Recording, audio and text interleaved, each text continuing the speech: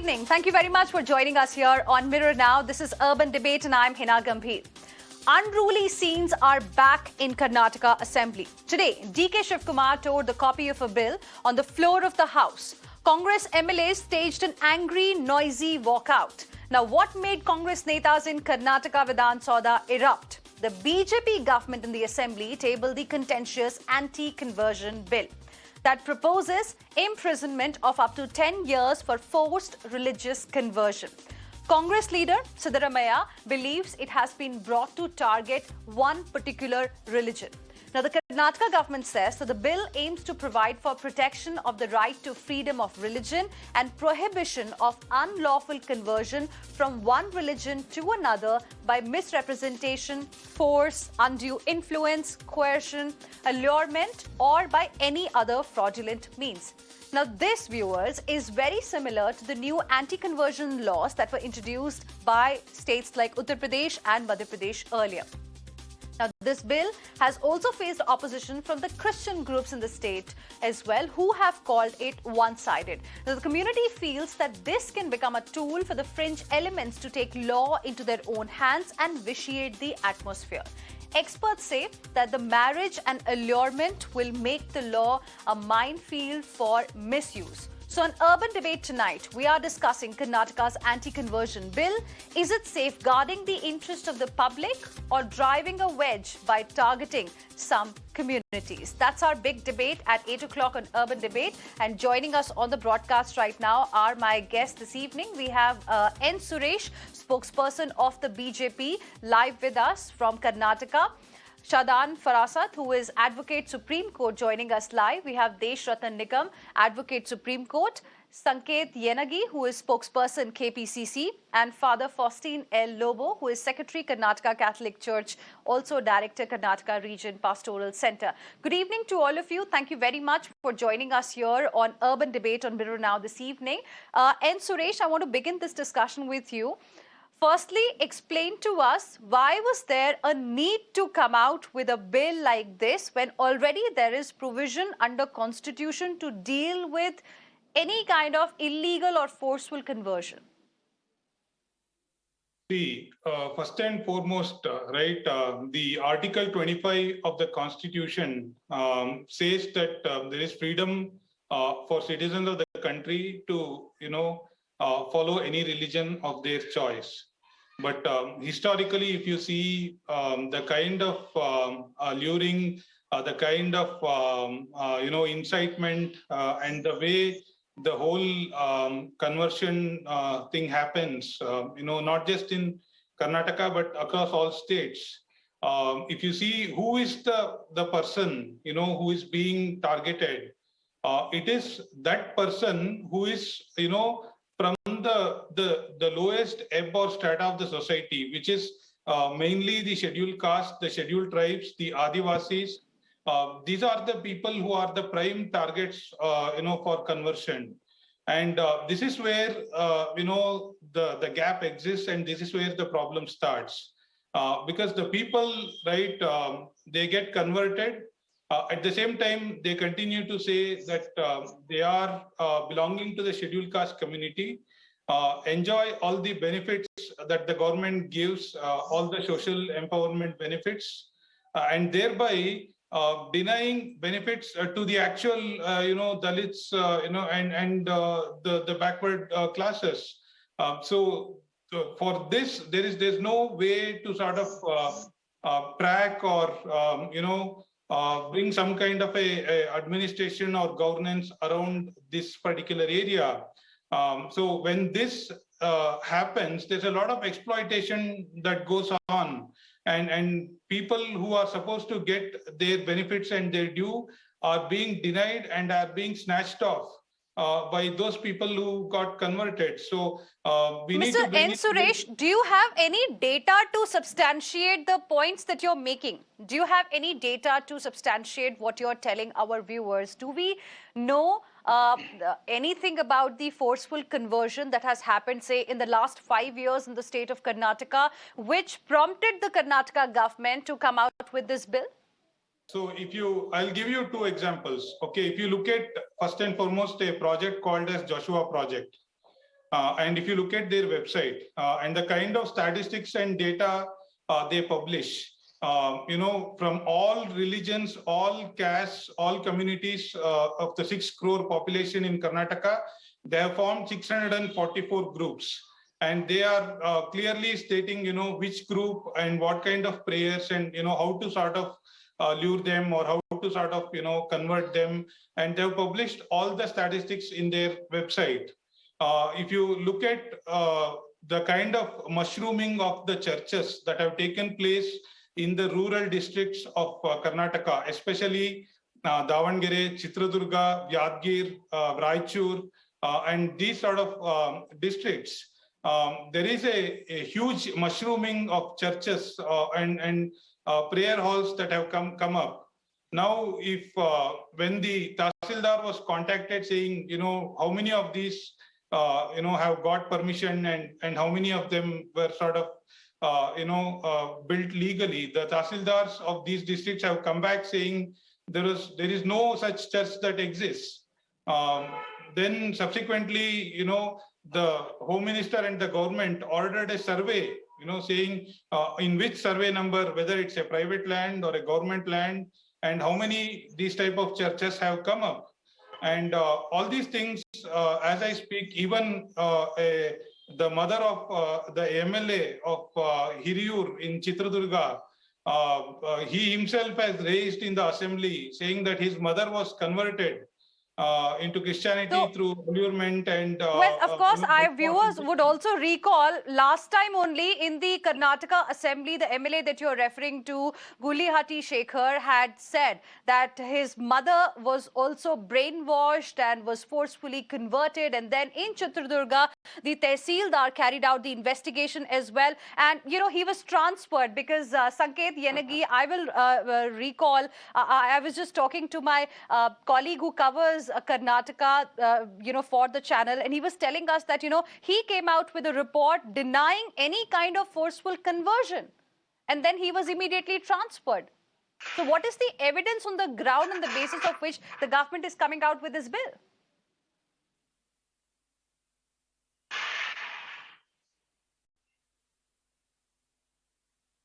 Could you just unmute yourself, Sanket?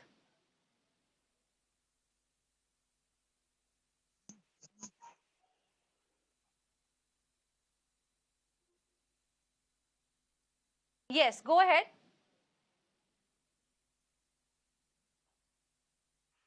No, I don't think... I don't hear what the Congress spokesperson is speaking. I don't hear. Yes. Am I audible now? Yes, Sanket. Yes, go ahead. Yes. Article 25 to 28 of the Constitution of India deals with the right to freedom of religion. So it could be right to practice and propagate in a religion or profession of a religion. So secularism is the basic structure of the Constitution, which has been incorporated under the 42nd Amendment of the Constitution of India in the year 1976. The secularism as a basic structure or basic feature of the Constitution was upheld by the 9 judges bench of the Supreme Court in S.R. Bommai versus Union of India in the year 1994. So India as such do not recognize itself with any particular religion. So India being a secular country, all the religions which are practiced and professed in India are equally being treated. The question now before the Legislative Assembly as for the debate now is whether anyone has got a right to profess a particular religion or not. And in India, the person or any citizen of India is free to profess any religion of his own choice voluntarily. There is no compulsion as such. And he is at his own will and volition is free to decide which religion religion he is interested to practice or profess or propagate. It is not for the state to decide who has to practice which religion or who has to propagate which religion. It is none of the business of the state.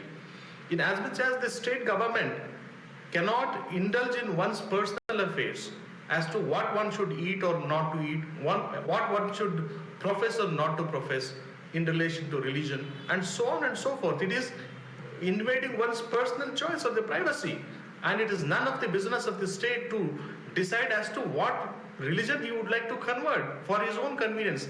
I can understand a situation if there is a case or a complaint wherein there is a force or inducement, or there is some compulsion or unlawful force being used for, say, converting some person X to some other religion against his will or involuntarily, then the question may be decided by the police upon the investigation, and those who are involved can be dealt with under the Well, yes, provisions of that's the an law. important point that you're making. And I want to go across to Desh Ratan Nigam as well. Desh Ratan Nigam, now there is a constitutional provision against it. So police, has got a right to act against forceful conversion. Why do we need another bill?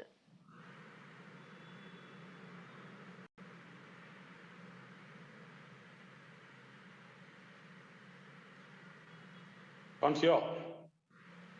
So could you just unmute yourself? Yes, I was trying to make my point that this is not about freedom to practice religion. Everybody has freedom to practice religion. This is, let me read it out. It is about conversion from one religion to another by misrepresentation, force, fraud, undue influence, coercion, allurement, or marriage, which is prohibited. So you have a free choice to practice religion, but you indulge in all these activities, nefarious and illegal activities, then it is prohibited. And the Constitution also says so. It is pursuant to the provisions in Constitution. This has been penalized now. Now this is religiously neutral. It does not say if a person is being converted from Hinduism to any other religion or from any other religion to this particular. It does not name any religion. So somebody who's reading that it is only Hindus are being converted and not the vice versa, other way around, is reading something which is not there in this particular bill. So therefore, this does not talk But about. Mr. Desh Ratan Nigam, my question again to you then is that why can't the state police machinery check this? Why do we need a specific bill? Why can't the state machinery only check this? There is a police force in place. Believe me, the police machinery is inherent in this particular bill. They are the ones where the complaint is lodged, the DM inquires, and the penalty and the prosecution, everything is done by the police force. Police has not been left out. This is a criminal provision. Police is inherently a part of this bill. So don't say police is not doing it. Leave it to the police. Police is inherently a part of this criminal prosecution, which is taking place out here in this bill. So let us be very clear. It cannot be in isolation of the police force. The law and order machine, which is there, they have laid down a mechanism out here. Prosecution, investigation, and will have to be done by police. So that's very, very clear. And why this conversion takes place. In Hinduism, there is no concept of inferiority or superiority. However, the other religion says that their way is the best. That is why some of them call us kafir and some of us call us pagan. So let us be very clear from where this emanates. These things do not have place in our constitution nor in our modern society. And some people who indulge this have to be penalized. And that is why this particular bill has come. And look at the rationale of the bill. Do you support anybody on the panel supports that there should not be a conversion on account of allurement, forceful marriage, misrepresentation? Can anybody deny? Sir, nobody is justifying that. Mr. Desh Ratan Nigam, nobody is justifying that. My only point that I was making is that do we have evidence to show that forceful conversion is taking place in Karnataka or not? Because the example, one second, Mr. Desh Ratan Nigam, the example that the BJP spokesperson N. Suresh on the show gave to us was from Chitradurga. Now, in Chitradurga, last time in the assembly, the MLA of the BJP, Gulihati Shekhar, had alleged that said that, his mother was brainwashed. Then an investigation happened. In the entire district of Chitradurga, Tehsildar did the investigation. The Tehsildar himself said that, there was no forceful conversion. So on what basis are we saying this? When yesterday the Chief Minister of Karnataka said that conversion is a disease, on what basis are we saying it? Where is the proof? How many such cases have been reported in the last 5 years when the own Tehsildar, of Chitradurga is coming out with a proper report saying there has been no forceful conversion, sir? The fact remains, I will talk on general principles as a lawyer. So far as I knew about UP, there were lots of cases and they had gone to the courts also, Allahabad High Court also. And based on the recommendation of the Allahabad High Court, the law was brought in. Please remember the Law Commission also in UP had recommended it also. Anybody who knows about the UP will clearly point out that the UP had recommended, the High Court committee had recommended, and therefore the law had also come. There is a clear report of the UP Law Commission, which was submitted to the Allahabad High Court and the government of the UP. Please look into it and you will come to know. I have done previous programs on the UP law, and therefore for Karnataka, the Karnataka representative should answer. But the fact remains, I am on larger principles. Can anybody oppose? Since you mentioned about UP, sir, specifically, 1 year of UP anti-conversion law has seen 108 cases, charge sheet filed in 72, lack of proof in at least 11. But that's about UP. We'll discuss it some other day. Let's focus on Karnataka today. Father Lobo, can you tell us why is there this feeling within the Christian community specifically that this bill will target the community and other minority communities in the state?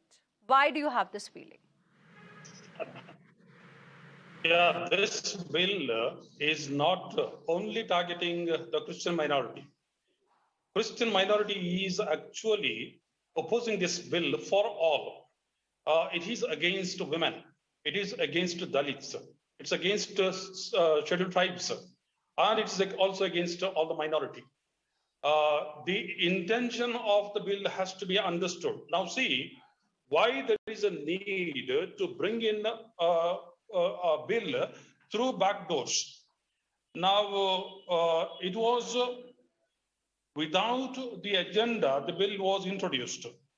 And when it was opposed, the speaker also did not give time for the opposition to intervene. And secondly, why the urgency to get into this bill? When there are a lot of other problems, serious problems, why priority is given to this particular bill? Now, see, this bill is introduced without proper preparation. It was done and without even giving any time for the opposition or to the public to give their opinion or to have an analysis of the bill. The opposition also is finding it difficult to get into argument in the session. So why this urgency for the government to press upon this bill? And now this movement of troubling Christians in a special way has started with Mr. Gulihatti Shekhar speaking in the session. Now this Mr. Gulihatti Shekhar is an MLA, and he says his mother is forced or enticed to become Christian. Now see, if someone gets into the house of an MLA and he is able to do this, then what is the MLA doing? Why the MLA has not filed a complaint? Instead, coming and speaking in the session, he could have filed a complaint, which he has not done. Why? What was the reason? It looks like there is some ulterior motive. And for us, a fear is wherever this law is promulgated, the law is particularly used against Christian minority. Any state you think of, this law is particularly used against the Christians, and it is to harass the Christian, and the fringe elements would come and disturb the innocent people, and they will create ruckus there, and then they will go and file a complaint. And after filing a complaint, the people, those who are innocent, have to run to the court several times, and for several years, they have to only run after this case and without having any cause for that. Okay, quick response, and Suresh. Quick response, and Suresh. Then I'll go across to Shadad as well. Mr. Deshratan Nikam as well. I'll come to you in just a bit. Yes. Okay, what Mr. Lobo is saying, let me give you an example. There are 4 people, a family of 4 members in Mangalore committed suicide because they were under intense pressure to convert. So is that not a forceful conversion? The second thing, what is happening to the scheduled caste, the scheduled tribes, the Adivasis of the land they are being, targeted through various allurements. If you take historically, right, if you take the Niyogi Commission from 1951 till today, the kind of allurement, the kind of incentivization, using education, lifestyle. There are so many things that these people indulge in. If you look The at land of the Dalits is grabbed by multinationals, not by others. Sir, I think you are giving stray cases, And Father Lobo, the BJP is also saying, Father Lobo, I also want your response on what the BJP spokesperson here said earlier. The BJP says Christian groups are openly running conversion dragnets. How will you like to respond, sir? Father Lobo. Okay.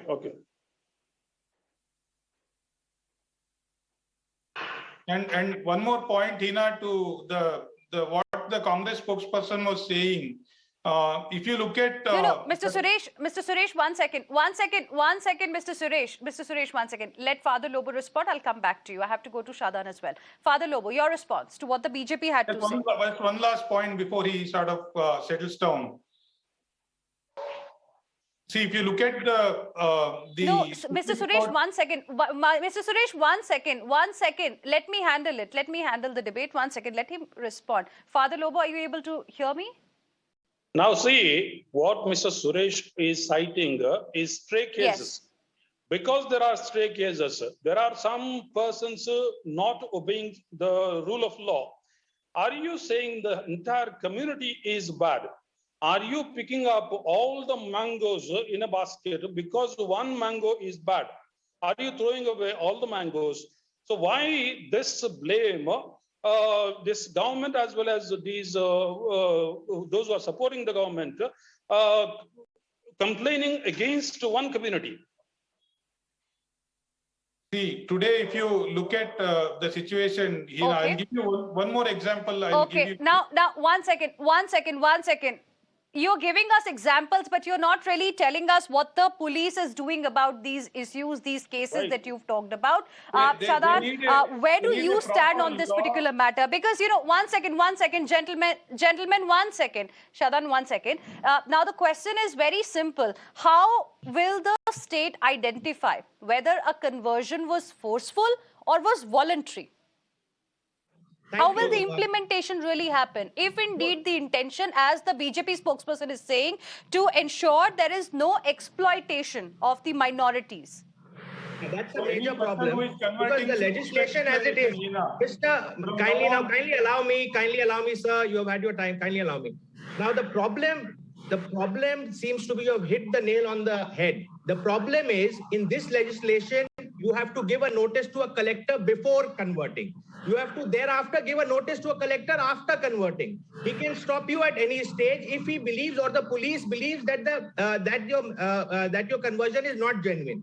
So for a marriage, two couple can be in love. One of them, male or female, changes his religion. They say, no, we have done it voluntarily. But the police can say it's not. No, that's not your real reason. Your real reason is something else. That is exactly what is happening in UP, by the way, where this legislation has already come. So how do you determine? It's in fact nothing. Although on the face of it, it's about fraud, allurement, etc. In the actual implementation, what it does is it gives immense amount of power to the collector, to the police authorities to interfere even in completely consensual conversions, be it on account of marriage or otherwise. That's the biggest problem. You asked a very relevant question. Where is the data?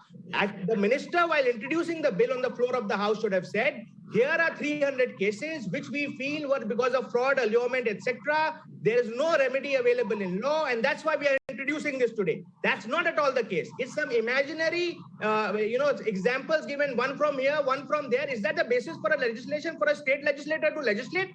Can that ever be the basis? Where is the material? It's completely absent in the material. This is part of the ideology. It's being implemented as that part. I will raise another issue. All of us know that Dr. B.R. Ambedkar converted himself and a mass conversion in 1956. If this law was there at that time, his conversion would have been declared illegal. He would have had to give a notice to the collector. The collector would have said, no, I am not convinced it's genuine. I'm not convinced that Dr. Ambedkar, you are doing it genuinely. It's for some other reason. Therefore, thank you very much. You stay a Hindu, you can't become a Buddhist. That's the real intent of this legislation. And we should really understand what it is. It Mr. actually Deshratan takes Nigam, away- will you like to respond? Even if we Sure. accept the examples that the BJP is giving to us on the show, the reasons that you also cited earlier, how will the implementation happen? How is the government going to find out whether the conversion was forceful or was it voluntary? You know, like in any other crime, there is an investigation and inquiry. Here, the power has been given to district magistrate to conduct an inquiry. That inquiry will find out. We have started jumping the gun and saying that inquiry will be sham and will be bad in law. How is that possible? Then every investigation, don't interfere. Mr. Advocate, please don't interfere. I never interfere in anybody. So therefore, there remains then every investigation by the police. How will they find out will become a sham investigation. This has been penalized, and presuming there is not a single data, I take a worst case scenario. Constitution prohibits it. And therefore, any law in pursuance of that is perfectly constitutionally valid and justified if it is penalized.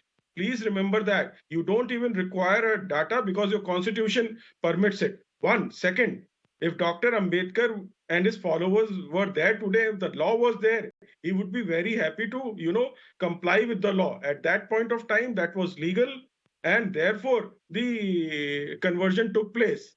However, if the validly executed and implemented and framed law is there, even Mahatma Gandhi or Dr. Ambedkar, everybody would have to follow the law, and that is what they would have also said so. Because it is a validly executed, framed law through a legislature or a parliament. Please understand that they were law-abiding citizens. So don't give that fictional example of Dr. Ambedkar. Shadan. The only restriction. Okay, Shadan, a quick response, and I'll go across to Sanket as well. Article 25 has yes, then Mr. Suresh, I'll come to you. Yes. Article 25 has two restrictions of public order and morality. I don't know how public order is in the imagination of the right. Yes, public order is being displaced, but there is no public order issues on account of conversions in Karnataka. How is it immoral to convert somebody per se? I don't see a problem. Right? Now, insofar as... I will answer. One second now. Now, you are disturbing me. Now, kindly. One at a time. No, one at a time. Yes. The whole idea of Article 25 is free right to exercise my choice of religion. I can be an atheist. I have to have a free right. I am born a Muslim, but tomorrow say I want to be an atheist. Now I have to give this notice to this collector that I want to change to atheism. I'm changing whatever my belief system. No, it's absurd. Please kindly note it's absurd. And it puts... Suresh wants to respond. Suresh wants to respond. Then Mr. Deshratan Nigam. Yes, Suresh. I'm actually... Yeah, so 1 second. Suresh, he's been waiting for a very long time. Yes. I'm really surprised that Shadat is talking about Article 25. Why doesn't he talk about Reverend Stanislas versus State of Madhya Pradesh verdict? You know what the Supreme Court told in 1977? That what is freedom for one is freedom for other in the equal measure, and there can therefore be no such as a fundamental right to convert any person to one's own religion. This is what the Honorable Supreme Court told, and this is the basis on which all the states subsequently have enacted the anti-conversion law. If you look at it historically, the Congress themselves, they have made many attempts at the national level to bring an anti-conversion law, and they have failed. And if you look at states like Andhra Pradesh, and if you look at Center for Policy Studies, and if you look at the 2011 census data, the 2011 census data says that there are 1.67% Christians in Andhra Pradesh. But if you actually go and do visit yourself in Andhra Pradesh, and if you look at the number of Christians living there, it is clearly not 1.67%. There is a letter written by the Center for Policy Studies to the President of India stating that these numbers are fuzzy, and there are many people who are existing in crypto nature and continue to take the benefits given for the scheduled caste and the scheduled tribes. Now, anyone who is opposing this bill, be it the Congress party or the advocate, they need to clearly tell whether they are against the Dalits. Whoever is now going to support these kind of conversion activities, they are denying the Dalits the rightful... Sanket wants to respond to the point that you are making. Sanket wants to respond. Fine. In the absence of the clear report. in the absence of a clear report and inquiry report more particularly pertaining to the conversions or the forcible conversions or the fraudulent conversions or using undue influence the conversions have taken place, it is illogical for the state government to present a bill, number one. Number two, since there are other provisions also, there is nothing which necessitated the government to prioritize this issue as the major issue, and it is coming in the way of the right to profess a freedom under Article 26. And 25 and 26, 25 to 28 are clearly giving the liberty. In one way, the Constitution grants the liberty to profess a particular religion. In other way, this act is making a person to file an application to profess a religion of his choice. It is none of the business of the state. State cannot control and regulate such things. It is his free will. And state in the guise of administration cannot go to a personal belief or personal profession or personal professing of a particular religion. It is none of the business of the state, be it any state. In my opinion, the state has crossed its limits. It is indulging in invading one's privacy and freedom, and this is unconstitutional. Insofar as the restrictions based on certain conditions are concerned, assuming it is an allurement, fraud, or misuse of power or force, whatever the case may be, there are other legislations which can deal with it. And state cannot enact a law which will take away the constitutional freedom. And in my opinion, this bill and the provisions more pertaining to the filing of the application, seeking the permission from so and so, these are all taking away the right of a person, and it is per se illegal and unconstitutional. Yes. I have only one question here. Okay, Just Father one Lobo question. wants to make a point there. Yes.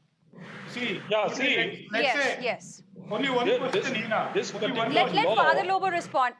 Let Yeah. Father Lobo, 1 second. Mr. Suresh, 1 second. I'll come to you. Let Father Lobo first make his point, then I'll come to you. Yes.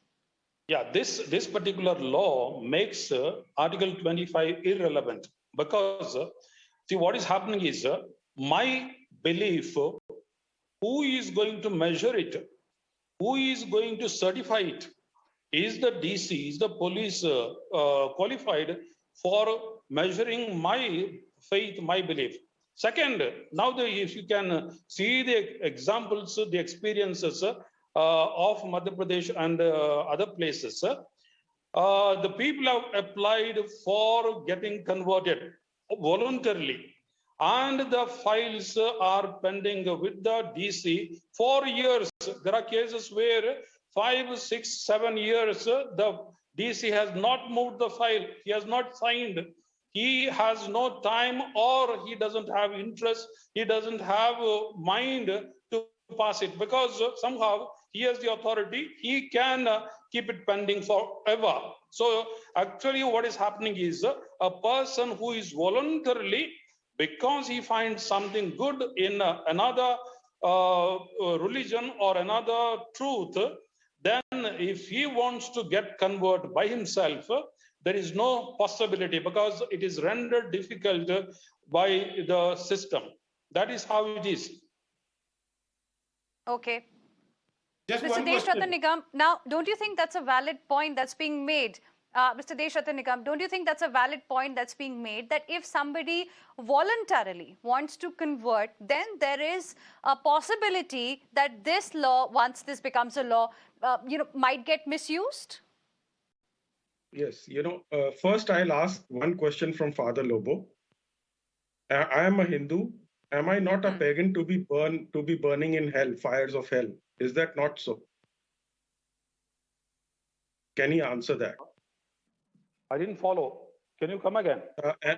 See, I am a Hindu, and am I not a pagan to burn in fires of hell, according to your belief? No, never.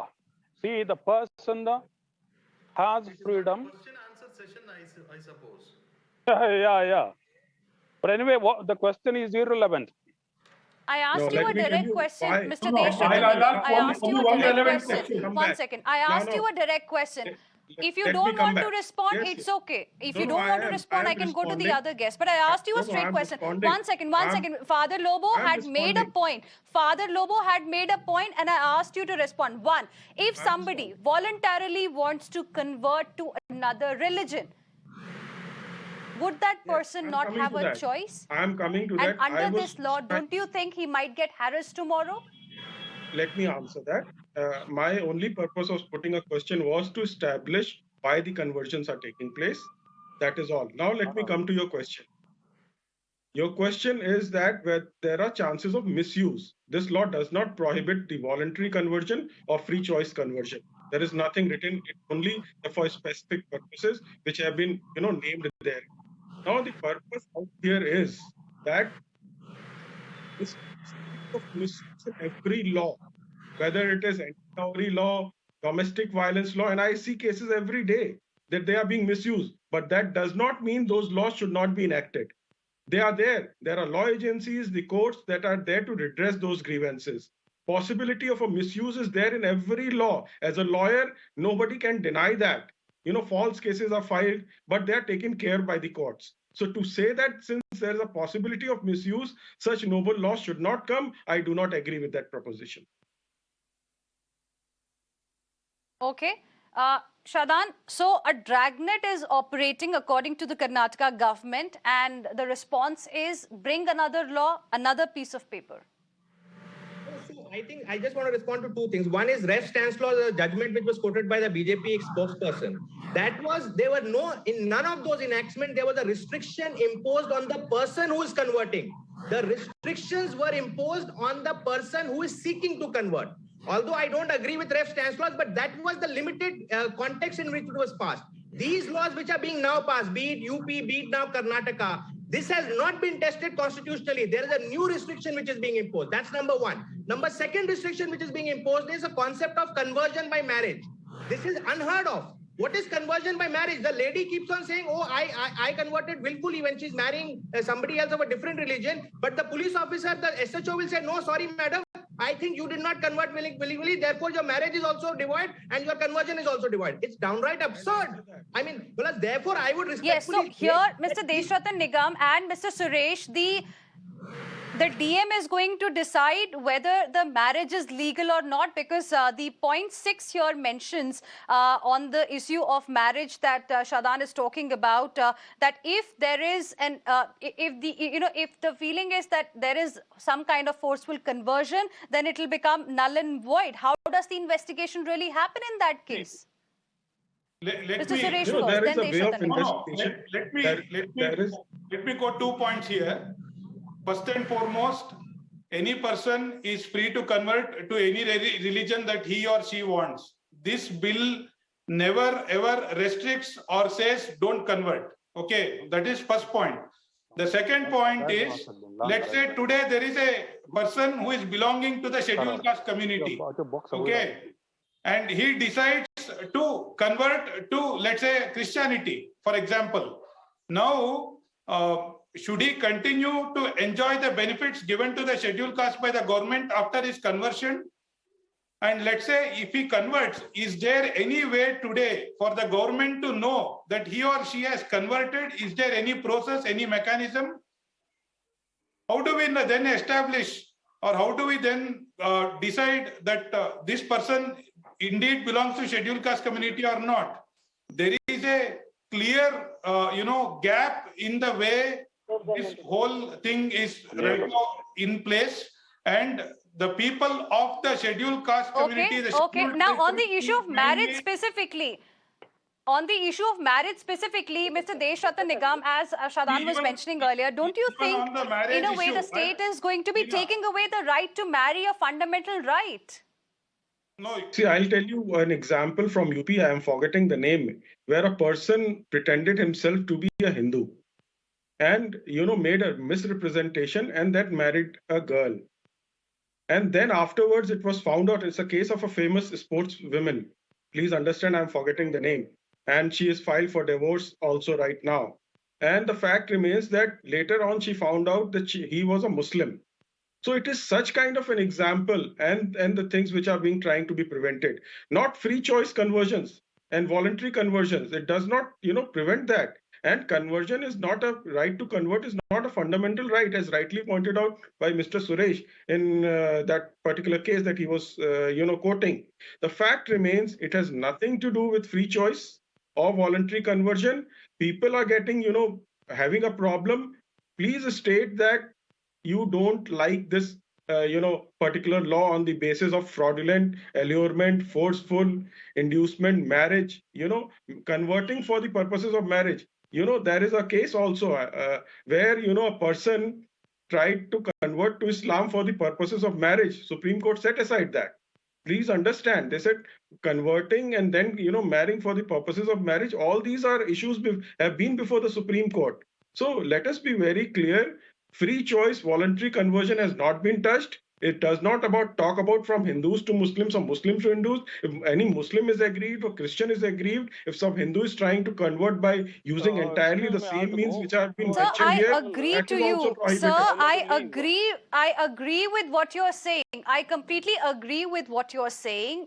The intent might be good, but my question now is on the issue of implementation. How are you going to find out whether a conversion is forceful or it has been done by choice? Because we have seen what has happened with many people in the past. Shadan, there is a process. Shadan, Hina, there is a process of Father inquiry. Lobo, one second. Shadan, and then Sanket, yes. Just one quick point, Hina. But sir, if the process of inquiry is there, then why so far we have not seen any crackdown by the police? How many cases have been registered? You tell me that. What is the data to show? Because the only example on which this entire thing started in Karnataka, the example that was given earlier by Mr. Suresh only of the BJP MLA Gulihati Shekhar, even the investigation in his district, the Tehsildar found that there was no forceful conversion. I am not saying this. This is what the Tehsildar's report said. Please check Joshua Project. Please check Shadan, Joshua and then Project. Sanket. See, on this novel concept of marriage by conversion, I'll only say this. If the lady or the man is aggrieved, surely he can himself go and say, I was duped into this, right? He can file for a divorce, he can register a criminal for cheating, etc., whatever IPC provisions. Here, what does it do? The act says, my mother, father, brother, sister, my relatives can file a complaint. So what does it become? Two couples in love, marrying, contrary to wishes of the family. Now the family will determine whether the religious conversion is genuine or not. That's the real intent. So how does it? Okay. Sanket has a point. Sanket has a point now. Yes. Firstly, right to profess a religion, which is a fundamental right, includes right to profess a particular religion of his choice, which is a part of a conversion, either by way of a conversion. It does not mean that there must be a term specifically used in the constitution pertaining to conversion. A right to profess one's own religion of his choice means it could be by conversion as well, number one. Similarly, right to live with human dignity is a part of right to life and personal liberty. Also includes right to live with a particular person, right to marry a person of his choice, and right to live happily. The state cannot say whom to marry, whom not to marry. State cannot say whom to convert or whom not to convert. State cannot say which religion he want to convert, which religion he cannot convert. And in my opinion, the intention of the legislation itself do not have the proper nexus with the rationale, and there is no rationale at all. And in my opinion, the test of the constitutionality, in the test of the constitutionality, the legislation will certainly fail, and it is purely unconstitutional without any nexus, rationale, and without. We'll see, of course, what happens in the Karnataka Assembly. I appreciate all my guests for joining us on Urban Debate this evening. I'm completely out of time. All eyes, of course, are going to be on the crucial discussion on this bill in the Karnataka Assembly today. It was just introduced. Thank you very much, all of you, for joining us. Slipping into a very, very short break. More on cryptocurrency lined up for you on the other side. Stay with us.